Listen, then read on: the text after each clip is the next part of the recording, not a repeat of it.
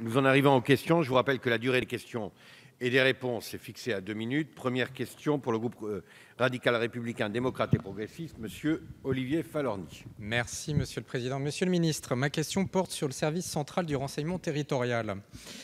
L'accroissement de la menace terroriste au cours de la période récente a fragilisé les services concurrents au renseignement intérieur et notamment les services départementaux du renseignement, dont les effectifs représentent aujourd'hui 60% de ceux des ex-RG, alors qu'ils en assurent 90% des missions. Et malgré l'annonce du plan de renforcement du dispositif de lutte contre le terrorisme, j'ai pu d'ailleurs constater dans mon département de la Charente-Maritime, avec une certaine inquiétude, le manque de moyens humains et techniques qui se traduit aujourd'hui par des difficultés opérationnelles importantes. Sur le plan des moyens humains, les 150 emplois créés en 2015 au sein du SCRT ont permis la création du service zonal d'appui opérationnel dans chaque grande région, mais n'ont pas concouru à gonfler les effectifs des SDRT.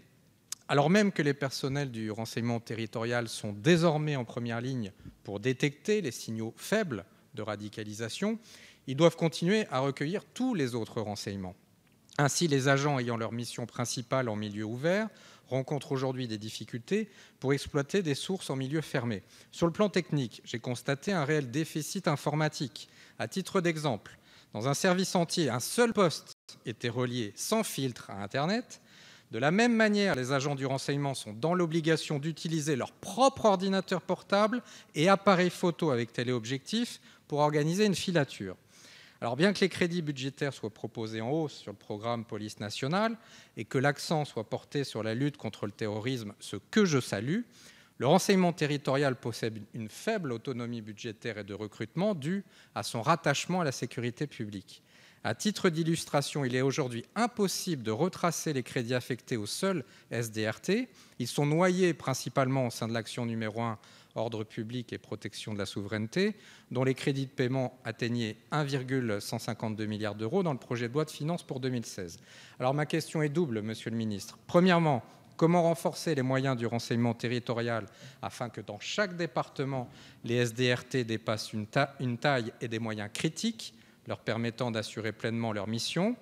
Et d'autre part, comment rendre plus lisible l'architecture budgétaire de cette mission pour que le contrôle parlementaire soit plus effectif? Merci. Merci, Monsieur le ministre de l'Intérieur. Merci beaucoup, Monsieur le Président. Monsieur le député Falorni, je veux vous rassurer tout à fait sur ce que sont les intentions du gouvernement, mais pas simplement les intentions, les recrutements déjà intervenus, les budgets déjà alloués au renseignement territorial. Comme vous le savez, au lendemain des attentats du mois de janvier dernier, le Premier ministre a, sur la base des propositions que je lui ai adressées, engagé un plan de lutte antiterroriste qui est destiné à compenser les effets de l'aporie des moyens du renseignement depuis de nombreuses années dans notre pays face à un contexte de crise majeure. Et je vais là être extrêmement précis. Nous avons décidé de créer 1404 emplois au mois de janvier dernier. Ces 1404 emplois se décomposent de la manière suivante. 500 emplois au sein de la Direction générale de la sécurité intérieure qui viennent s'ajouter aux 432 emplois qui avaient été programmés par mon prédécesseur dans le cadre du triennal pour le renseignement intérieur, s'ajouter à ces recrutements 12 millions d'euros de crédits hors T2 pour le renseignement intérieur. C'est-à-dire qu'à la fin du quinquennat, après un gouvernement qui a supprimé 7 000 emplois dans les forces de police et 6 000 emplois dans les forces de gendarmerie, pour le seul renseignement intérieur, nous créons 1 000 emplois supplémentaires, auxquels s'ajoutent 60 millions d'euros de budget sur la durée du quinquennat de crédit hors T2, c'est-à-dire 12 millions d'euros par an. Et nous avons décidé sur le renseignement territorial de créer 500 postes supplémentaires dans le renseignement territorial. Pourquoi ? Parce que la réforme du renseignement à laquelle il a été procédé sous la précédente majorité, à travers la suppression de la direction de la sûreté du territoire et la création de 2 antennes, s'est accompagnée d'une déflation considérable des effectifs qui n'a pas permis au renseignement territorial de continuer à jouer son rôle de détection des signaux faibles. Ce sont donc 500 emplois qui sont créés dans le renseignement territorial.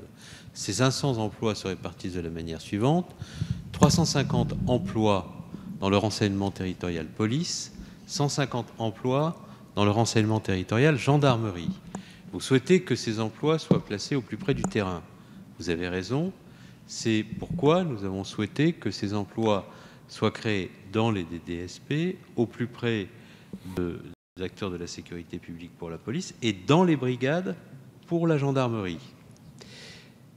Aujourd'hui, ces objectifs triennaux que je vous ai indiqués ont fait l'objet de recrutements d'ores et déjà, dont j'ai indiqué les montants en séance, le niveau en séance budgétaire à l'occasion de notre rencontre.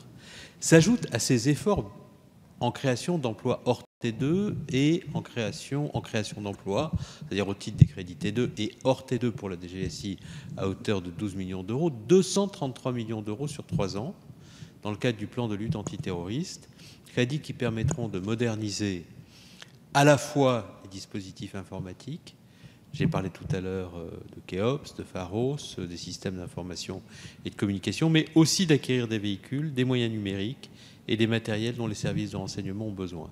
Nous procédons donc, après des années d'aporie, de rabotage des moyens des services, à un rehaussement très significatif et de façon extrêmement précise.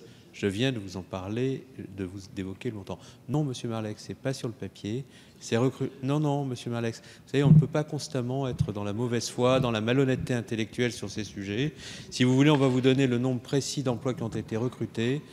Je comprends que vous soyez fort gêné d'avoir diminué les effectifs de la police et de la gendarmerie de 13 000 emplois.